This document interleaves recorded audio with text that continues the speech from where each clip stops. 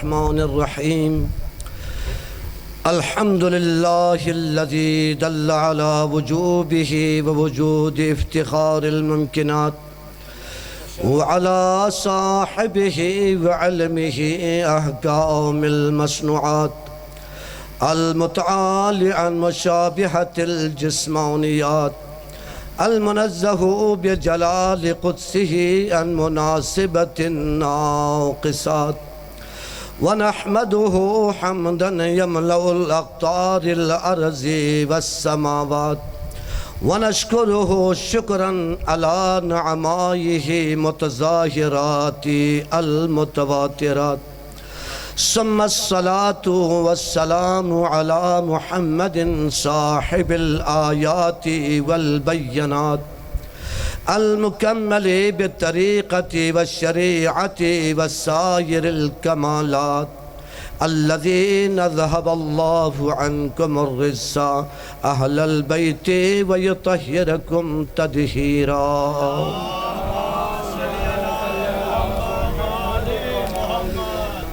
أما بعد قال رسول الله صلى الله عليه وآله وسلم علي حبه جنة قسيم النار والجنة وصي المصطفى حقا امام الانس والجنہ. سامعین محترم، آج 7 صفر المظفر ہے. آج کی اس مجلس میں یقیناً میں دیکھ رہا ہوں کہ جتنے بھی حاضرین عزاداران محبان آل رسول یہاں موجود ہیں کہ اس مجلس کے بانی سید جوہر حسن زہری صاحب ہمارے درمیان موجود نہیں ہیں. ان کی کمی ہم سب محسوس کر رہے ہیں. یقیناً ایک خندہ پیشانی والا، ایک خوش رو، خوش اخلاق، پیار کرنے والا میں نے زندگی میں کبھی ان کے چہرے پر کسی سے غصہ کرتے ہوئے نہیں دیکھا، لڑتے ہوئے، کسی کے شکوہ کرتے ہوئے، غیبت چگلی کرتے ہوئے، کسی پہ ناراضگی کے اظہار کرتے ہوئے میں نہیں دیکھا. ہر وقت ہنستے ہوئے، بڑی پیار کے ساتھ، محبت کے ساتھ، بڑی عزت کے ساتھ. کسی گروپ میں شامل نہیں تھا وہ، ہر کسی کے ساتھ ان کا پیار، بڑا تعلق تھا، جو کہ آج ہمارے درمیان موجود نہیں ہے. تو ہمارا بحیثیت دوست کے حق بنتا ہے ان کے لیے دعائے مغفرت. سورۃ الفاتحہ. بسم اللہ الرحمن الرحیم الحمدللہ رب العالمین الرحمن الرحیم مالک یوم الدین ایاک نعبد و ایاک نستعین اہدنا الصراط المستقیم صراط الذین انعمت علیہم غیر المغضوب علیہم ولا الضالین. بسم اللہ الرحمن الرحیم قل هو اللہ احد اللہ الصمد لم یلد ولم یولد ولم یکن له کفوا احد.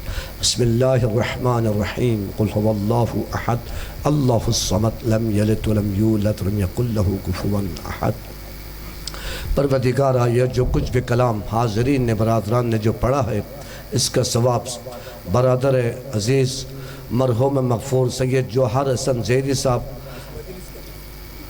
اور آج جو مجلس میں پڑھنے جا رہا ہوں، اس مجلس کا ثواب بھی، سورۃ الفاتحہ سورۃ اخلاص کا ثواب بھی، مجھ سے پیشتر جتنے بھی احباب نے شعر و شاعری کی صورت میں، قصیدے کی صورت میں، رباعیات کی صورت میں، مصائب کی صورت میں، اور جتنے بھی احباب نے بزرگان نے بیان کیے ہیں، ان کا ثواب بھی برادر محترم سید جوہر حسن زہری صاحب آل اللہ مقامہ نور اللہ مرقدہ فی جنت الفردوس کے روح کو احسال فرما.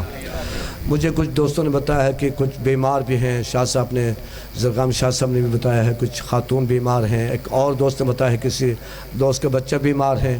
میرا اللہ ڈاکٹر فہیم نقوی صاحب کے بچہ بیمار ہیں. اور بھی شہر میں اس وقت جو بھی مومنین مومنات بچے نوجوان بیمار ہیں، ہسپتالوں میں، گھروں میں زیر علاج ہیں، ہر ایک کو میرا اللہ جلد از جلد شفا کاملہ و عاجلہ عطا فرما. عزیزان محترم، میں اپنے روٹین کی جو عادت ہے نا تقریر کی، اس سے ہٹ کر آج جو ہے نا جی تقریر کروں گا آدھا گھنٹہ. مولا علی کے فضائل ہمارے شمار سے، ہمارے علم سے باہر ہے. فضائل حد سے زیادہ ہے نا. لو کان البحر مدادا والریاض اقلاما والجن کتابا والانس حسابا ما احس فضائلک یا ابا الحسن. اور اس حدیث کا راوی مسلمانوں کے خلیفہ اول حضرت ابوبکر صدیق ہے۔ کہتے ہیں میں بارگاہ رسالت میں موجود تھا، رسول اللہ نے صحابہ کرام کے موجودگی میں مولا علی کے متعلق فرمایا، اے میرے صحابہ کرام، اگر میں علی کے فضائل بیان کروں تو علی کے فضائل اس قدر زیادہ ہیں، تمام جن و انس لکھنا شروع کریں، تمام دنیا میں درخت ہیں قلم بن جائیں، جتنے بھی دنیا میں سمندر دریا ہیں وہ سیاہی بن جائیں، تمام جن و انس لکھنا شروع کریں تو فضائل علی ختم نہیں ہو سکتا۔ دیکھنا اللہ نے قرآن میں مولا علی کے فضائل کے دریا بہا دیے ہیں، دریا بہا دیے ہیں۔ رسول اللہ نے احادیث کے ذریعے سے، پھر رسول اللہ نے کچھ اشعار کے ذریعے سے مولا علی کے فضائل بیان فرمائے۔ اشعار، آج میں وہ اشعار سے شروع کرتا ہوں، اشعار کے ذریعے سے۔ حضور نے یہ معرفت امام شناسی فارسی میں کتاب ہے، 3 جلدوں پر مشتمل ہے، میں نے قم سے لیا تھا بہت عرصہ پہلے، اس کتاب میں سے یہ میں اشعار پڑھ رہا ہوں۔ حضور کا فرمان ہے، علی حبہ جنہ، علی کی محبت جہنم کی آگ سے بچنے کے لیے ایک ڈال ہے۔ ایک ڈال جہاد میں لوگ استعمال کرتے ہیں، ٹھیک ہے نہیں، اپنے آپ کو بچانے کے لیے، دفاع کے لیے، تاکہ کوئی تیر، کوئی نیزہ، کوئی پتھر، کوئی چیز نہ لگے، بچنے کے لیے۔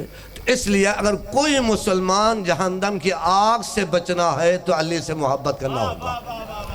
جہنم کی آگ سے، اللہ کی عذاب، جہنم کیا ہے؟ اللہ کی قہر کا نام ہے، اللہ کی قہر کی آخری حد کا نام جہنم ہے۔ تو اس جہنم کی آگ سے، آتش جہنم سے بچنا چاہتا ہے تو علی سے محبت کرنا ہوگا۔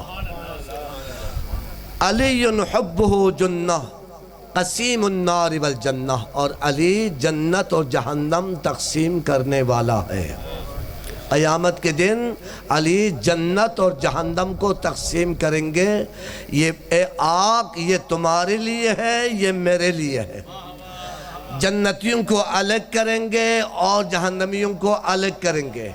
میدان محشر میں فیصلہ ہوگا، اور فیصلے کے بعد مولا علی اعلان کریں گے، جو اہل جنت ہے وہ دائیں طرف، ان کو کہتے ہیں اصحاب الیمین، وَأَصْحَابُ الْيَمِينَ مَا أَصْحَابُ الْيَمِينَ، ہے نا قرآن میں آیات ہے، وَأَصْحَابُ الشِّمَالِ مَا أَصْحَابُ الشِّمَالِ۔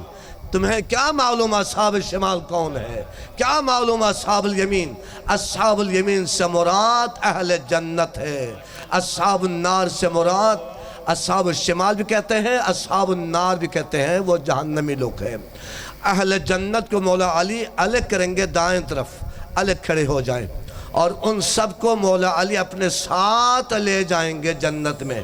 یا اللہ، یہ اہل جنت لوگ ہیں، یہ لوگ میرے امامت پر راضی ہیں، میرے زندگی پہ، میرے کارناموں پہ راضی ہیں، اور میں ان پہ راضی ہوں، اور یہ لوگ مجھ پہ ناراض ہیں، مجھے ناپسند کرتے ہیں، اور میں ان کو ناپسند کرتا ہوں۔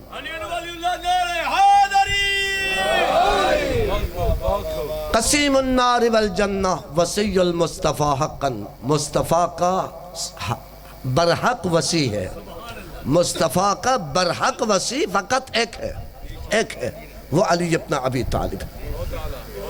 وسیع المصطفیٰ حقا امام الانس والجنہ، اور امام علی فقط انسانوں کے امام نہیں ہے، انسانوں کے بھی ہے ساتھ، والجنہ جنات کے بھی امام ہے۔ اب جنات کے کیسے امام ہے اب میں بیان کروں گا تھوڑی دیر کے بعد۔ رسول اللہ نے فرمایا، میرے بھائی علی کو زمین والوں سے زیادہ آسمان والے زیادہ جانتے ہیں۔ رہتے ہیں علی زمین پر رہتے ہیں، لیکن آسمان والے زیادہ معرفت رکھتے ہیں۔ انسانوں سے زیادہ فرشتے یعنی ملائکہ مقربین، جنات علی کو زیادہ پہچانتے ہیں۔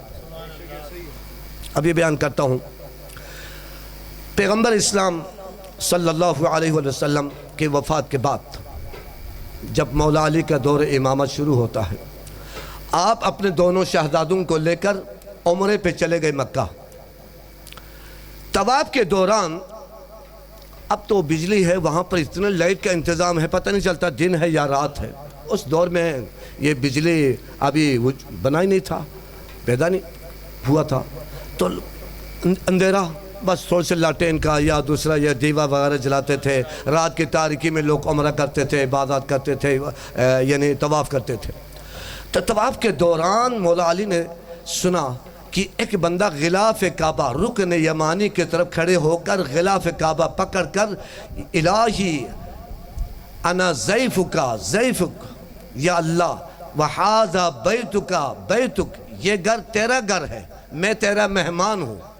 میرا التجا یہ ہے یا اللہ مجھے جہنم کی آگ سے نجات عطا کرے, مجھے جنت عطا کرے اور میرے غربت کو مجھ سے دور کرے. یہ 3 مطالبات کیے. مولا علی طواف سے فارغ ہو کر آپ نے امام حسن سے فرمایا بیٹا حسن جا کر وہ جو بندہ اپنی زبان میں, حالانکہ یہ مولا نے بعد میں عربی میں ترجمہ کیا, وہ سریانی یا عبرانی زبان میں اللہ سے دعا مانگ رہا تھا. مولا نے فرمایا طواف کے بعد بیٹا حسن جا کر اس بندے کو میرے پاس بلاؤ. یہ بندہ کوئی خاص اللہ کا بندہ ہے, بہت اللہ کو چاہنے والا بندہ ہے, پیار کرنے والا بندہ ہے, معرفت عشق خدا میں ڈوبا ہوا ہے, اس کو بلاؤ. مولا نے فرمایا بھائی تمہارا کیا مسئلہ ہے؟ کہنے لگا بس میں کچھ پریشان ہوں, میں نے اللہ سے جہنم کی آگ سے نجات کے لیے دعا کی ہے اور جہنم اور جنت کے لیے میں نے اللہ سے دعا مانگی ہے, اور اس کے علاوہ یا اللہ مجھ سے فقر دور کر. مولا نے فرمایا اللہ نے تیری دعا کو سن لیا ہے, اللہ نے تجھے جہنم کی عذاب سے نجات عطا فرمایا ہے اور جنت دینے کا اللہ نے وعدہ فرمایا. کہنے لگا آپ کون ہے؟ اس بندے نے پوچھا آپ کون ہے؟ آپ نے فرمایا میرا نام عربی میں علی کہتے ہیں, علی ابن ابی طالب, تمہارے زبان میں فارقلیت کہتے ہیں. فارقلیت یعنی اللہ کا محبوب بندہ. فارقلیت کا مطلب ہے اللہ کا محبوب ترین بندہ. اور سریانی زبان میں کہتے ہیں الیا, اللہ کا ولی. تو کس زبان میں تم میرا نام پوچھنا چاہتے ہو؟ فلان زبان میں میرا نام یہ ہے, فلان زبان میں یہ ہے, فلان زبان میں یہ ہے, عربی میں علی ابن ابی طالب. حیران ہوا, کہنے لگا میں آپ کو ڈھونڈ رہا تھا, آپ کو تلاش کرتے کرتے کئی سال گزر گیا تھا, میرا مقصود فقط آپ ہے. اس ذات تک پہنچنا تو مشکل ہے, میں تو آپ کو تلاش کر رہا تھا. مولا نے فرمایا تیرے 2 جو مطالبات تھے اللہ نے قبول فرمایا. اللہ نے جہنم کی آگ سے نجات دینے کا وعدہ فرمایا ہے, اللہ تجھے جہنم کی آگ سے بچائے گا اور جنت اللہ عطا کرے گا. باقی تیرے جو غربت ہے, قرض ہے, اس کے متعلق میں تجھ سے وعدہ کرتا ہوں تیرا جو جتنا قرض ہے میں ادا کروں گا. لیکن ابھی میں عمرے کے حوالے سے میں مکے میں ہوں, ہفتے کے بعد میں واپس جاؤں گا مدینے میں. تم نے مدینے میں آنا, کسی سے پوچھ لینا محلہ بنو ہاشم, پوچھ کے میرے گھر پہ آنا. تیرے جو بھی پریشانی ہے, مالی جو مسئلہ ہے, میں اس کو حل کروں گا. خوش ہوا. ہفتے کے بعد مولا مدینے میں تشریف لے کر گئے تو مولا کے وعدے کے مطابق یہ بندہ بھی مدینے میں پہنچا.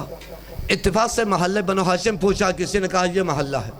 اس محلے میں لوگوں سے پوچھنے لگا علی ابن ابی طالب کا جو بیت ہے, گھر ہے, مجھے دکھائیں. اتفاق سے کچھ بچے کھیل رہے تھے, ان میں سے امام حسین موجود تھا.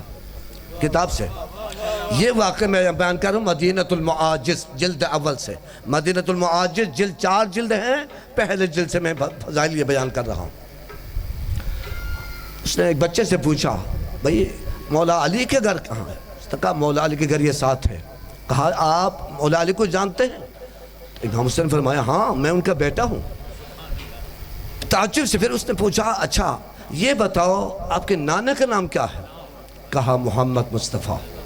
نانی کا نام خدیجۃ الکبریٰ, دادے کا نام ابو طالب, دادی کا نام فاطمہ بنت اسد, بڑے بھائی کا نام حسن, میرا نام حسین ہے اور میری کنیت ابو عبداللہ ہے. کہا یہ تو مجھ جیسا خوش قسمت کوئی اور بندہ نہیں ہے. مجھے تو سعادت دارین حاصل ہو گیا ہے۔ اس بندے کو لے کر مولا امام حسین اپنے بابا کے پاس، بابا جان جو مکے میں آپ نے وعدہ فرمایا تھا تو وہ بندہ آ گیا ہے۔ آپ نے جناب سیدہ سے پوچھا، سیدہ زہرا سے، اے بنت پیغمبر، اے بنت رسول اللہ، کیا گھر میں کچھ ہے پیسے ویسوں کا؟ پہلے اس کو کھانا کھلاؤ، اس کے بعد کوئی پیسے ویسوں کا انتظام ہے، کوئی درہم و دینار؟ یا ابوالحسن گھر میں کوئی درہم و دینار کا انتظام نہیں ہے۔ فرمایا کسی بچے کو بھیجا، سلمان فارسی کو بلاؤ۔ سلمان فارسی تشریف لائے۔ مولا نے فرمایا سلمان ایک باغ ہے تیرے پاس، یہ باغ پیغمبر اسلام نے اپنے ہاتھوں سے تمام پودے یعنی کھجور کے گٹکیں جو ہے زمین پر بو کر ایک باغ تیار کیا تھا، باغ کو تیرے نام پر ہبہ کر دیا تھا، مجھے اب پیسوں کی ضرورت ہے، وہ باغ تم بیچ دو۔ سلمان فارسی نے وہ بیچا، 12,000 روپے میں وہ سارا باغ ابھی بھی مدینے موجود ہے۔ آپ مسجد نبوی سے جاتے ہیں احد سامنے، احد کی طرف 3 کلومیٹر، تو تقریباً 1.5 کلومیٹر کے بعد وہ باغ سجے طرف آتا ہے راستے میں، باغ ہے سلمان فارسی۔ یہ اس میں جتنے بھی پودے ہیں کھجور کے وہ رسول اللہ نے اپنے دست مبارک سے لگایا تھا، ابھی تک وہ باغ موجود ہے۔ ہو سکتا ہے کھجور نئے لگائے ہوں، اس دور کے کھجور نہ ہوں، بہرحال زمین باغ وہی ہے۔ مقصد 12,000 میں بیچ کر وہ پیسہ مولا علی کی خدمت میں پہنچا دیا۔ مولا علی نے سارا اس میں سے 1,000 فرمایا یہ 1,000 تو ابھی غیر شادی شدہ ہے، شادی کے لیے خرچ کرے، 1,000 تم مقروض ہے اپنے قرض کے لیے تم خرچ کریں، اور 1,000 تم اپنے بیوی کا حق مہر کے لیے خرچ کریں، 1,000 گھر کے لیے خرچ کریں، اور یہ 40 درہم گھر جانے کے لیے کرائے کے لیے تم خرچ کریں۔ بڑا خوش ہوا، اس نے کہا بھائی میں تو اتنے عرصے سے اللہ سے ملنا چاہتا تھا، آج مجھے میرے مقصد منظور یعنی مقصود اور میرے جو دل میں تمنا تھا اس ہستی سے مل گیا، سمجھ لو میں اللہ سے ملاقات ہو گیا۔ باقی پیسے جو بچ گیا نا جی، مولا علی نے گھر سے باہر، امام حسن بھی ہمراہ ہے، امام حسن کے ساتھ بیٹا ذرا سے بازار چلیں، بازار میں فقراء، یتامہ، مساکین، ضرورت مند حقداروں کا رش لگا ہوا ہے، میں پیسے ان میں تقسیم کرتا ہوں۔ اپنے لیے کچھ بھی نہیں بچایا۔ جب آخری رقم بھی دے دیا نا تو مولا حسن نے فرمایا بابا اتنے آپ نے سخاوت کیا ہے، گھر کے لیے کچھ بھی نہیں بچایا، تو گھر میں تو ہم نے سبزی بھی لے کے جانا ہے، گھر میں آٹا دیگر ضروریات زندگی ہے، آپ نے سارے کچھ دے دیا۔ فرمایا جتنا ہم نے دیا ہے اس سے زیادہ اللہ کے ذات دینے والا ہے، بیٹا اللہ کے ذات پہ بھروسہ رکھو، اللہ پہ توکل کرو، اللہ اس سے زیادہ دے گا۔ ابھی یہ باتیں کر رہے تھے، اتنے میں چوک تھا، چوک جیسے نا جوگی چوک، صدر چوک، فلان لیاقت چوک، جناح چوک، چوک پہ ایک بندہ ہے، بہترین لباس میں ہے، خوبصورت ہے، جوان ہے، نورانی شخصیت ہے، اس کے ہاتھ میں ایک اونٹنی کا مہار ہے، اونٹنی بھی ساتھ ہے اور اونٹنی کا مہار اس بندے کے جوان کے ہاتھ میں ہے۔ اس جوان نے کہا یا ابوالحسن یہ اونٹنی میں بیچنا چاہتا ہوں، آپ خریدو گے؟ آپ نے فرمایا میں تو خریدنا تو چاہتا ہوں لیکن میرے پاس پیسہ نہیں ہے، جو کچھ میرے پاس تھا میں نے غربا میں فقراء میں تقسیم کر دیا، اب میرے پاس پیسہ نہیں ہے خریدنے کے لیے۔ اس نے کہا کوئی بات نہیں، آپ ادھار خرید لو، پیسے کل دے دینا، کل اسی ٹائم میں اسی چوک پہ ہوگا، آپ مجھے پیسے دے دینا، ابھی آپ لے جائیں۔ آپ نے ادھار لے لیا۔ امام حسن سے فرمایا بیٹا آپ اس اونٹنی کا مہار پکڑ لو۔ ابھی گھر جانے کے آگے بڑھ رہا تھا، اگلے والے چوک پہ لیاقت چوک پہ ایک اور بندہ کھڑا ہے، وہ بھی اسی بندے کی طرح جو بیچنے والے کی طرح ہم شکل، لباس بھی اسی طرح ہم شکل، جوان، خوبصورت۔ اس نے کہا بھئی یا ابوالحسن یہ اونٹنی آپ نے بیچنا ہے؟ اس نے کہا مولا نے فرمایا بھئی بیچنے کا ارادہ تو نہیں ہے، باہر اگر تجھے ضرورت ہے میں بیچ دوں گا۔ فرمایا آپ نے کتنے خریدا ہے؟ مولا نے فرمایا میں نے 100 روپے کا، ابھی پیسے دیے نہیں ہے، 100 روپے کا میں نے خریدا ہے۔ اس بندے نے کہا آپ نے 100 کا خریدا ہے، میں 170 روپے دوں گا، 70 روپے آپ کو پرافٹ، 100 روپے آپ نے وہ اونٹنی والے کو دے دینا، باقی 70 روپے آپ کو بچ جائے گا، آپ کا ہفتہ 10 دن کا مہینے کا خرچہ بن جائے گا۔ مولا نے اس کو دے دیا۔ اب اگلے دن اسی چوک پہ آئے 100 روپے دینے کے لیے، اب وہ اونٹ بیچنے والا بندہ موجود نہیں تھا، اس کی جگہ رسول اللہ وہاں پہ کھڑے ہیں۔ توجہ سے سننا، رسول اللہ کھڑے ہیں اور مولا علی کو دیکھ کر رسول نے اتنا مسکرایا، رسول کے دانت کے چمک جو ہے وہ بالکل نظر آنے لگا، دانت چمک رہا تھا، ہنس رہا تھا۔ مولا علی نے فرمایا یا رسول اللہ، اللہ آپ کو کبھی غم نہ دے، ہمیشہ اسی طرح ہنستا مسکراتا نصیب کرے۔ تو آج یہاں پہ میں بندے کے تلاش میں آیا ہوں، ایک بندے نے مجھے اونٹ بھیجا تھا تو میں نے اس کو پیسے دینے کے لیے، حضور نے فرمایا یا علی، وہ عام مدینے کے بندہ نہیں تھا، بیچنے والا جبرائیل تھا، جبرائیل نے اونٹنی آپ کو بیچا ہے اور خریدار میکائیل تھا، آپ سے خریدا ہے۔ اب وہ 170 روپیہ نہ میکائیل کو ضرورت ہے نہ جبرائیل کو ضرورت ہے، وہ اپنے جیب میں ڈالو اور گھر میں خرچ کرو۔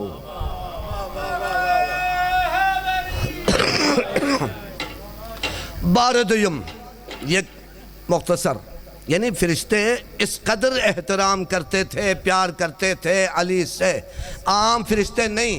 جبرائیل اور میکائیل سید الملائکہ ہے، ملائکہ مقربین کے سردار، علی کے ہاتھ بیچنے والے بھی سردار اور خریدار بھی سردار، اور خود علی بھی سردار ہے، مدینے میں بھی سردار، مکے میں بھی سردار، اگلے جہان میں بھی سردار، اس جہان میں بھی سردار، ہر حوالے سے سردار۔ ایک دن پیغمبر اسلام صحابہ اکرام کے ہمراہ مسجد نبوی میں تشریف فرما، اتنے میں دروازہ کھلا ہے مسجد نبوی کا۔ اب تو دروازے بہت زیادہ ہے نا، اس وقت مسجد نبوی چھوٹا ہوتا تھا، اب تو بہت زیادہ بڑا ہو گیا، کم از کم 500 پلر ہے، ستون سیمنٹ کے 500 پلر، بہت بڑا بن گیا۔ تو دروازہ کھلا ہے، اتنا سا لمبا کھجور کے درخت کے برابر ایک بندہ چلتا ہوا آیا۔ جب مسجد میں آیا آہستہ آہستہ وہ چھوٹا ہو گیا، جتنا مسجد کا چھت تھا اس کے برابر، بیٹھ گیا، حضور کو سلام کیا، صحابہ کرام کو سلام کیا۔ صحابہ نے پوچھا یا رسول اللہ یہ بندہ کون ہے؟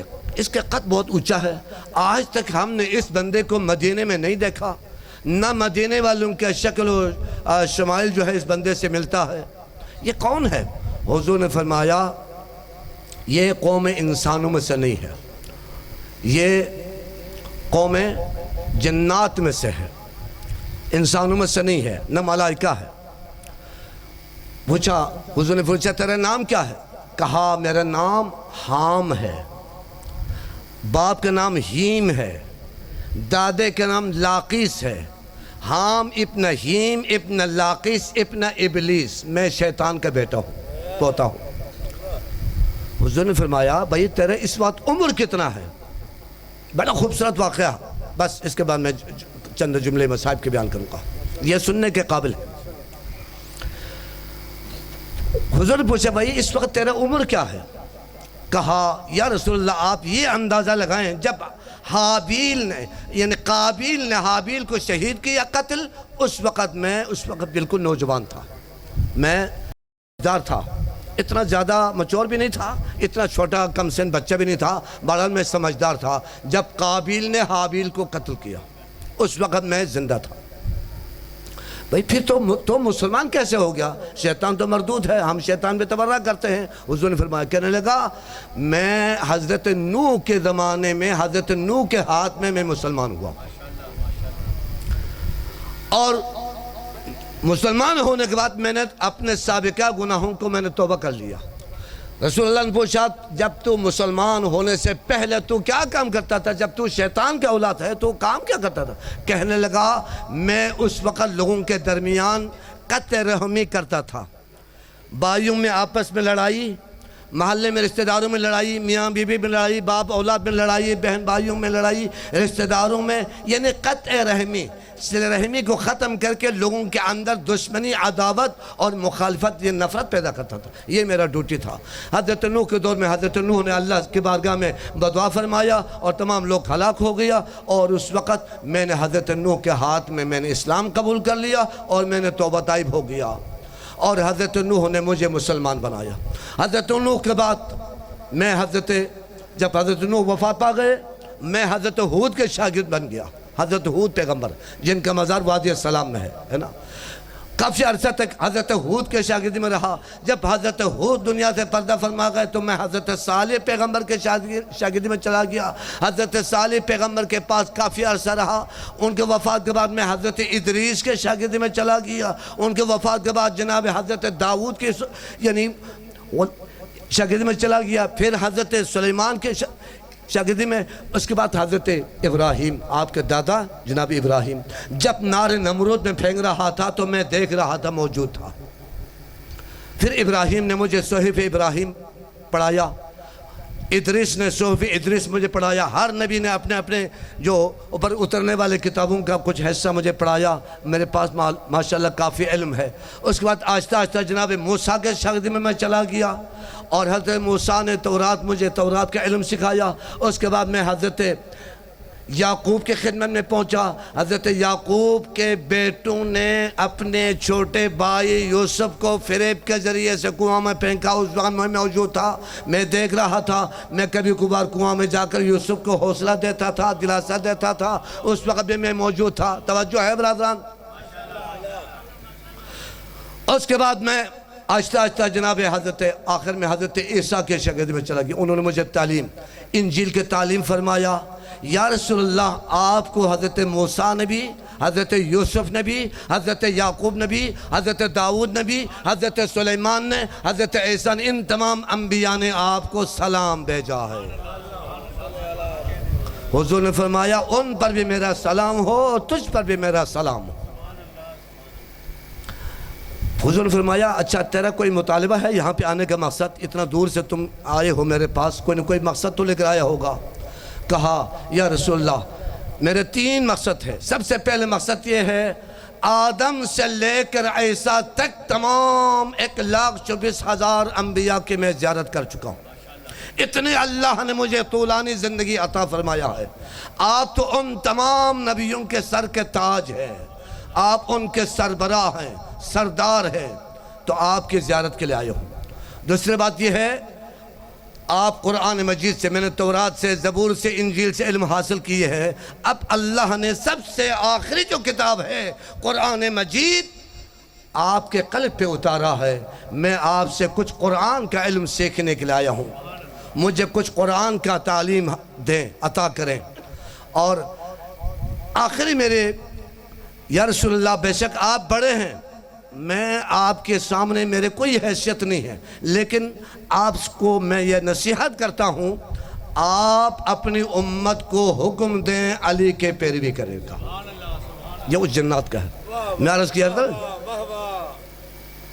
جتنے علی سے پہلے عیسیٰ سے لے کر جناب حابیل قابیل تک جتنے قومیں ہلاک ہوئے ہیں، قوم سمود، قوم عاد، قوم ادریس، تمام انبیاء کی امتوں کا اللہ نے ہلاک کیے ہیں اس نبی کے وصی کی نافرمانی کی وجہ سے.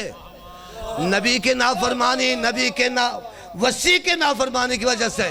یا اللہ اگر آپ اپنی قوم کو، ملت کو، امت کو، مسلمانوں کو آج سے لے کر قیامت تک اگر آفات سے، اللہ کے عذاب سے بچانا چاہتے ہیں تو تمام مسلمانوں کو حکم دیں وہ علی کے پیروی کریں، علی کی اطاعت کریں.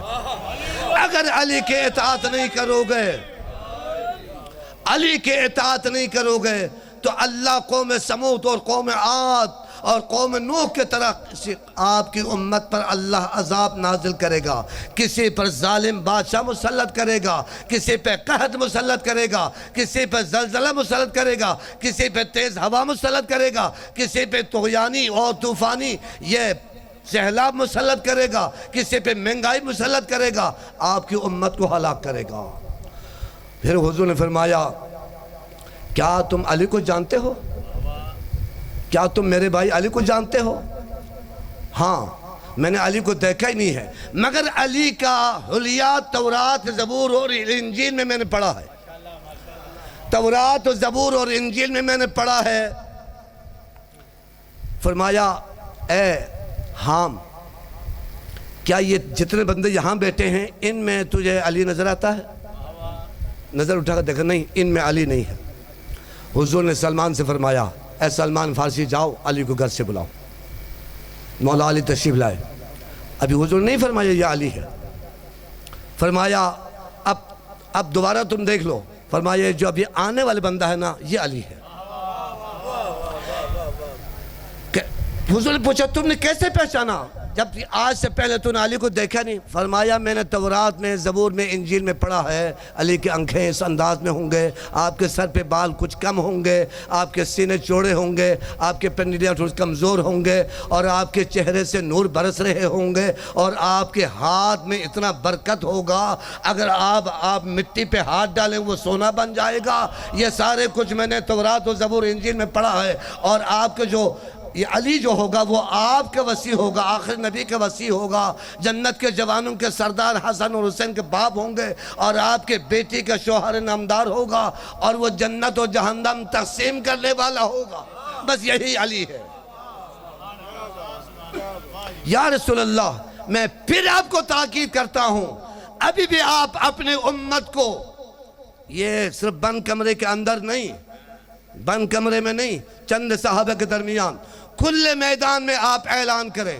حضور نے فرمایا میں کھلے میدان میں اعلان کر چکا ہوں، سب سے کھلے میدان غدیر ہے۔ غدیر کے میدان میں تمام دنیا کے حجاج کرام، ان میں مرد بھی ہیں، بچے بھی ہیں، خواتین بھی ہیں، عرب کے لوگ، عجم کے لوگ، تمام دنیا کے نمائندے موجود تھے۔ سب کے سامنے میں نے ہاتھ بلند کر کے مسلمانوں کو دکھایا کوئی عام علی نہیں ہے، یہ علی ہے۔ من كنت مولاه فهذا علي مولاه وعال من آدى آلاه وعاد من أعدى وانصره من نصره واخذله من خذله۔ اعلان فرمایا۔ پھر اس جن نے کہا، اس شیطان نے جو مسلمان ہو گیا تھا، یا رسول اللہ میرے دل میں ایک خواہش یہ ہے، میں علی کے شاگرد بننا چاہتا ہوں، علی کے شاگرد، آپ کے بھی شاگرد بننا چاہتا ہوں، علی کے بھی شاگرد بننا چاہتا ہوں، تاکہ قیامت تک آنے والے تمام شیطانی جو ذریت ہوں گے، نسل ہوں گے، میں فخر کر سکوں تم شیطان کے اولاد میں سے ہوں، میں علی کا شاگرد ہوں۔ حضور نے فرمایا یا علی، اس بندے کو ذرا سا مسجد کے کونے پہ لے جائیں، اس کو قرآن سکھائیں۔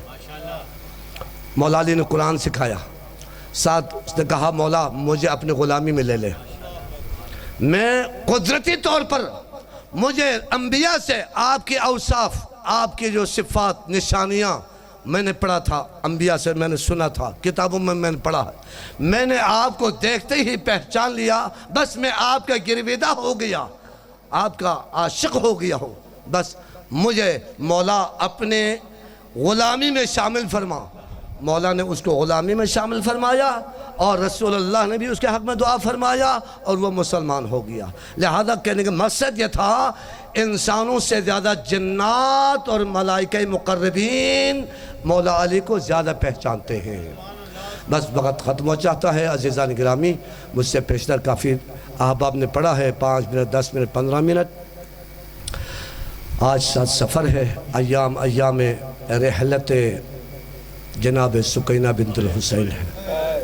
پچھلے سال بھی میں نے اس پڑھا تھا مصائب، زیدی صاحب موجود تھا، زیدی صاحب نے کہا آپ نے جناب سکینہ کا مصائب بیان کریں۔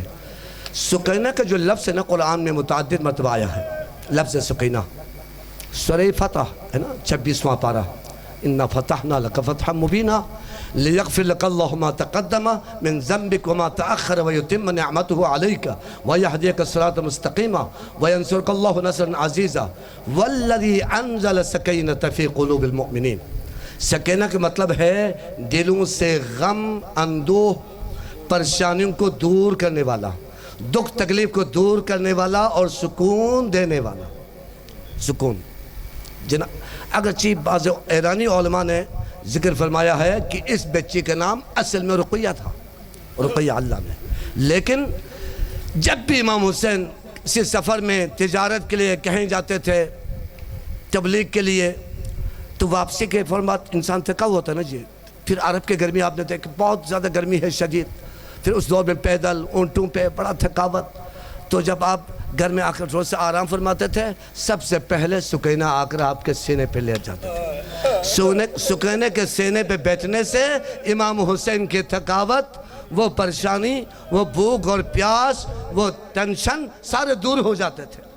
اس لیے امام حسین نے فرمایا میرے یہ بیٹی جو ہے سکینہ ہے، سکون دینے والی، سکون دینے والی۔ ترجمہ یہ علماء نے ترجمہ کیا جناب سکینہ بابا کے ساتھ فقط 4 سال لاڈلی بن کر مدینہ زندگی میں لاڈلی بن کر، کبھی ماں کی گود میں، کبھی باپ کی گود میں، کبھی باپ کے سینے پہ، باپ کے کاندھوں پر، اتنے انداز میں امام حسین نے اس بچے کو پیار کے ساتھ، محبت کے ساتھ پالا۔ لیکن واقعی کربلا کے بعد جو اس بچے نے جو دیکھا مسلمانوں کا رویہ آل رسول کے ساتھ کیا تھا، اب دیکھو نا 4 سال کی بیٹی ہے، اس کے کیا قصور ہے؟ کوئی قصور تو نہیں ہے نا۔ یہ علی اصغر ہے، چھوٹا کم سن بچہ ہے، اور محمد ہے، یہ نا یہ جملہ تاریخ میں ہے۔ جب آل رسول کو شام کے زندان میں قیدی بنا کے لے گئے نا، جب یزید کے دربار میں جب پہنچے، دوپہر کا ٹائم ہے، 400 سے زائد افراد تھے، مختلف ملکوں کے سفراء، سفیر لوگ موجود تھے، تاجر لوگ موجود تھے، افسران موجود تھے، وزراء موجود تھے، اور بڑے بڑے شخصیات موجود ہیں، جیسے ہمارے قومی اسمبلی میں، صوبائی اسمبلی میں، سینٹ میں بڑے بڑے لوگ موجود ہوتے ہیں۔ اسیران کو قیدی بنا کر سامنے کھڑے کیے ہوئے۔ سب سے پہلے عیسائی عالم نے پوچھا، یزید یہ جو تیرے سامنے یہ جو کچھ لوگوں کے سر ہے، یہ کون لوگ ہیں؟ ان کا کیا قصور تھا؟ کہا یہ کچھ باغی لوگوں کا ہے، میرے حکومت کے خلاف انہوں نے بغاوت کیا تو ہم نے ان کو قتل کر دیا۔ اچھا تو یہ جو ہے نا، یہ جن کی داڑھی سفید ہے، بزرگ ہے، جوان ہے، انہوں نے بغاوت کیا، یہ جو سب سے چھوٹا سے سر ہے، اس سر نے تیرے خلاف کیا بغاوت کیا ہے؟ اس بچے کے کیا قصور ہے؟ اس نے کون سے بغاوت کیا تیرے ساتھ؟ یہ تو تلوار تو کجا اپنا جو فیڈر ہاتھ میں نہیں اٹھا سکتا، اپنی ماں کو ماں نہیں کہہ سکتا، باپ کو باپ نہیں کہہ سکتا، اس کے کیا قصور ہے؟ ایک ایک کے متعلق پوچھتا رہا، آخر میں قیدیوں کے متعلق پوچھا، اے یزید چلو یہ مرد لوگ تھے قصوروار، تو یہ جو خواتین ہیں ان کا کیا قصور ہے؟ جن کے سروں پہ چادر بھی نہیں ہے، اپنے بالوں سے چہرے کو چھپائے ہوئے ہے، کبھی اپنے بازوں کے ذریعے سے چہروں کو چھپائے ہوئے ہے، اپنے سروں کو چھپائے ہوئے ہے۔ ان خواتین کے درمیان ایک 4 سال کی بیٹی ہے، تھکاوٹ کی وجہ سے کبھی بیٹھ جاتی ہے، کبھی کھڑے ہو جاتی ہے، کبھی بیٹھ جاتی ہے، روایت میں یہ جملہ۔ فرمایا یہ کم سن بچی کون ہے؟ کہا اس حسین کی بیٹی ہے۔ تو کیا اس بیٹی نے بھی بغاوت کیا تیرے خلاف؟ اس دربار میں عیسائی کرسچن عالم نے، بادری نے سب سے پہلے یزید کے خلاف دنیا میں سب سے پہلے اگر احتجاج کیا ہے، عیسائیوں نے کیا ہمارے تاریخ میں۔ دمعۃ الثاقبہ جلد اول دویم سے آپ پڑھیں، مطالعہ کریں، تفصیل موجود ہے، بہار الانوار میں موجود ہے، جلد اول دویم میں موجود ہے، دیگر مقتل کی کتب میں موجود ہے۔ یزید نے کہا اس بندے کو قتل کرو ورنہ یہ باہر جا کر بھی میرے حکومت کی بدنامی کریں گے، اس کو قتل کر دیا۔ اس کے بعد یہودی عالم نے بولا، اے یزید ابھی بھی تجھے شرم نہیں آتا؟ چلو ان بندوں کو تو نے قتل کروا دیا، ان خواتین کو کیوں؟ اچھا یہ مجھے بتاؤ، یہ جو بندے قتل کیے ہیں اس مقتولین کا تعلق کس خاندان سے ہے؟ کہا تجھے اس سے کیا سروکار ہے؟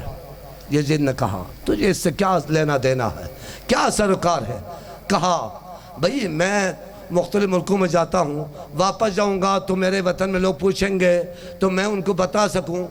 تو یزید نے کہا ان کا خاندان کا نام ہے بنو ہاشم۔ اچھا ان کے بزرگ کون تھے؟ کہا اس خاندان کے بزرگ کا نام محمد مصطفیٰ ہے، علی مرتضیٰ ہے۔ اچھا محمد مصطفیٰ وہی جو تمہارا نبی ہے؟ ہاں ہمارے نبی۔ اچھا اس بزرگ کا محمد مصطفیٰ سے کیا رشتہ ہے؟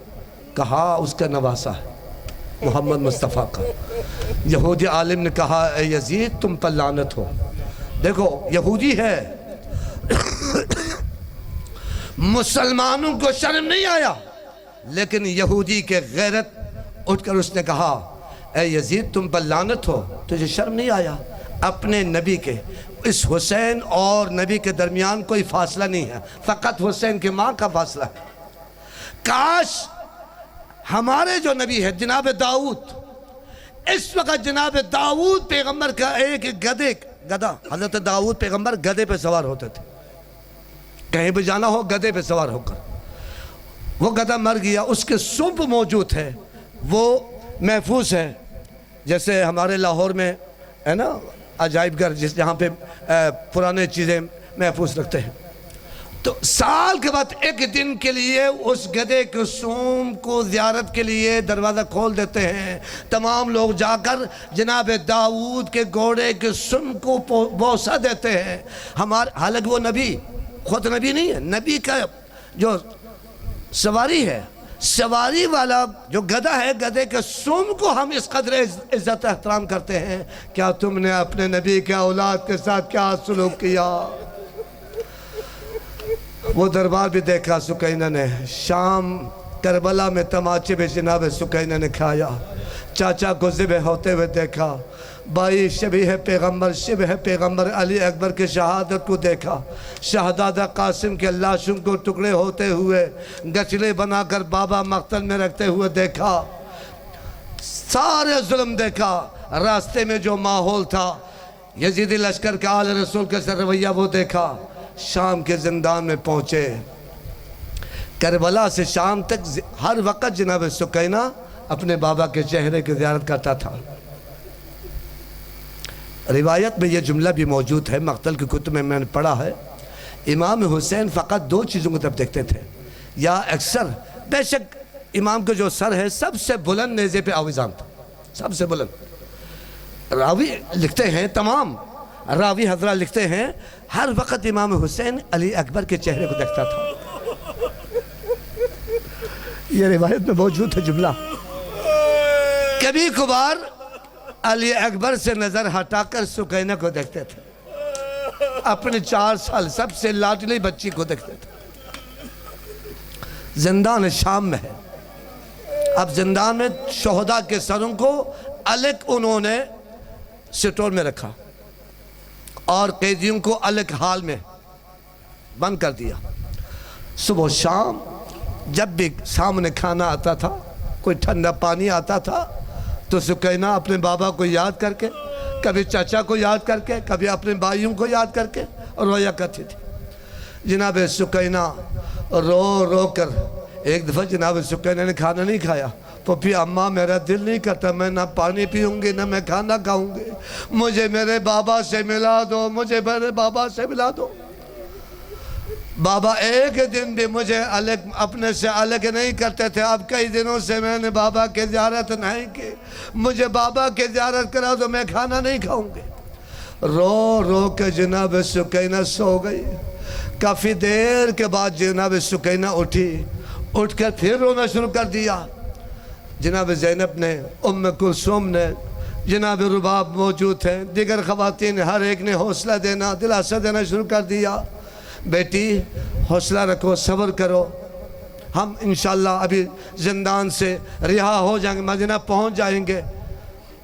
بیٹی نے کہا، لیکن بیٹی مسلسل روتی جا رہے۔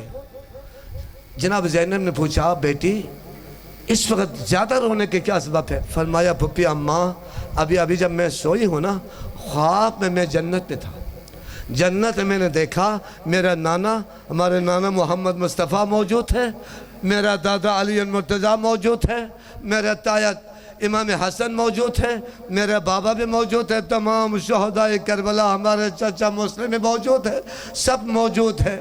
جب میں جنت میں گئی ہوں نا اکیلا، تو مجھے سب سے پہلے جو بزرگ موجود تھے تشریف فرما تھے، ان میں سے ایک بزرگ اٹھا، فوراً بھاگتا ہوا اپنے گود میں مجھے لیا، گود میں لے کر مجھے بوسہ دیا، پیار کرنا شروع کر دیا۔ میں نے نہیں پہچانا، میں نے اس بزرگ سے پوچھا، بزرگوں میں نے آپ کو نہیں پہچانا، کون ہو؟ فرمایا، بیٹی آپ نے مجھے نہیں پہچانا، میں آپ کا غمزدہ نانا محمد مصطفیٰ ہوں۔ سر پر رہنا ہے، پاں پر رہنا ہے، آستین لپٹی ہوئی ہے، رو رہے ہیں، آپ کے ریش مبارک میں خاک ہے، بال پریشان ہے، رو رہے تھے۔ حضور نے میرے نانا نے مجھے اٹھایا گود میں، اٹھا کر میرے دادا مولا علی کے پاس، یا علی یہ آپ کی پوتی ہے سکینہ، کربلا سے شام تک کئی مقام پہ تماچے کھا کر آئی ہے، اے علی ذرا سے سکینہ کو گود میں لو، پیار کرو۔ مجھے دادا علی نے گود میں لیا، پیار کرنا شروع کر دیا، وہ بھی رو رہے تھے۔ پھر مجھے تایا حسن نے گود میں لیا، وہ بھی رو رہے تھے۔ کسی کے سر پہ امامہ نہیں ہے، سب سر پر رہنا، پا پر رہنا ہے، آستین الٹی ہوئے ہے، سب کے بال بکھرے ہوئے ہیں، سب کے داڑھی میں مٹی ہے، خاک ہے۔ تمام مردوں نے باری باری سے مجھے گود میں لیا، پیار کرنا شروع کر دیا، ہر ایک نے مجھے بوسہ دیا۔ آخر میں نے دیکھا میرے بابا بیٹھ کر رو رہے تھے، میرے بابا بیٹھ کر رو رہے تھے۔ سب کے رونے کی آواز سن کر سب سے آخر میں میرے نانا نے فرمایا، حسین تم تو خود تو اکیلے آئے ہو، اکبر کو لے کر، قاسم کو لے کر، اون و محمد کو لے کر، حتیٰ کہ علی اصغر کو لے کر، میرے اس چھوٹی سے کم سن بچی کو نرغہ آدھا میں چھوڑ کر، عالم پردیس میں، عالم مسافرت میں چھوڑ کر، حسین تم کیسے آئے ہو؟ فرمایا، نانا جان اب سکینہ کے بھی زندگی کے آخری لمحات ہے، بس زندگی کے دکھ تکلیف کے ایام ختم ہونے والا ہے، بابا جان بس یہ چند لمحوں کا سکینہ دنیا میں مہمان ہے۔ میرے بابا نے مجھے گود میں لیا، گود میں لے کر مجھے پیار کیا، رونا شروع کر دیا۔ میرے رخساروں پہ جہاں پہ شبر کے تماچے لگے تھے، میرے رخساروں پہ بوسہ دے کر رونا شروع کر دیا۔ روتے روتے مجھ سے فرمایا، بیٹی میں آپ کو آپ کی دادی سے ملوا لیتا ہوں۔ مجھے گود میں لیا، تھوڑے سے آگے دیکھا ایک باغچہ ہے، اس باغچہ میں چند خواتین ہے، پردہ پوش خواتین ہے، وہ بھی غم زدہ ہیں، مصیبت زدہ ہیں، رو رہے ہیں۔ امام حسین نے، میرے بابا نے مجھے گود میں لیا، جا کر ایک خاتون کو کہا، اماں یہ آپ کے پوتی آپ سے ملنے کے لیے آئے ہیں۔ میرے دادی نے چہرے سے نقاب کو ہٹایا، مجھے گود میں لیا، میرے بازو کو جو رسیوں کی وجہ سے نشان پڑ گئے تھے رونا شروع کر دیا۔ پھر میں نے تھوڑی دیر کے بعد اپنی دادی کے چہرے کی طرف دیکھا، دادی اماں آپ نے تو نہیں دیکھا ہے نا، میرے بابے کے سفید داڑھی خون سے رنگین کر دیے مسلمانوں نے، مجھے تماچے مارے مسلمانوں نے، میرے پھوپھیوں کے چادریں چھین لیے مسلمانوں نے۔ میرا مجھ سے چھوٹا جو بھیا تھا نا علی اصغر، وہ پانی مانگا دشمنوں سے، دشمنوں نے پانی کے جگہ تیر کے ذریعے سے ان کو شہید کر دیا۔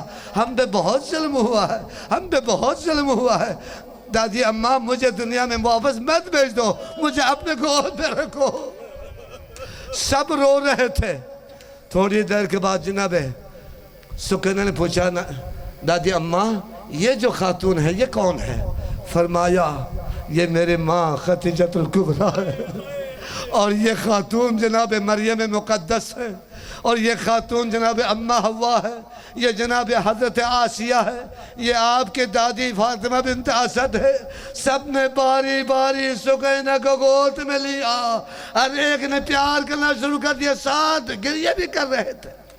اتنے میں سکینہ نیند سے بیدار ہو گیا، آخری جملہ ہے، نیند سے بیدار ہو گئی۔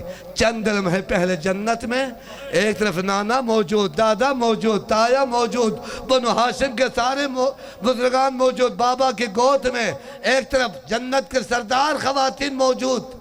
آنکھ کھول کے دیکھا، نہ سامنے بابا ہے، نہ نانا ہے، نہ دادا ہے، نہ تایا ہے، نہ دادی ہے، کسی کو نہیں دیکھا۔ چیخنے لگی۔ جناب زینب نے فرمایا، بیٹی کیا ہو گیا، کیا ہو گیا؟ رسے چپ کر جا، میرے گود میں آ جاؤ۔ اس وقت کیا رونے کے سبب ہے؟ فرمایا، ابھی میرے بابا مجھے جنت میں گود میں لے کر، کبھی میرے دادا نے گود میں لیا، کبھی میرے نانا نے، کبھی تایا نے، کبھی دادی نے، ابھی کوئی بھی نظر نہیں آتا۔ روتے روتے سکینہ پھر سو گئی ہمیشہ کے لیے، زندان شام میں سکینہ رہ گئی، اور اسیران رہا ہوئے چند دنوں کے بعد جب واپسی کا وقت آیا، جناب زینب نے فرمایا بیٹا سجاد اب بشیر ابن جزلم سے کہہ دے کسی اور راستے سے ہمیں لے کر نہ چلے، بلکہ زندان کے دروازے کے سامنے سے گلی سے لے کر چلیں تاکہ میں آخری الوداع کروں سکینہ اب ہمیں رہائی مل گئے، آؤ اٹھو مدینہ چلو۔ وَسَيَعْلَمُ الَّذِينَ ظَلَمُوا أَيَّ مُنْقَلَبٍ يَنْقَلِبُونَ أَلَا لَعْنَةُ اللَّهِ عَلَى الْقَوْمِ الظَّالِمِينَ۔ ماتم حسین یا حسین یا حسین۔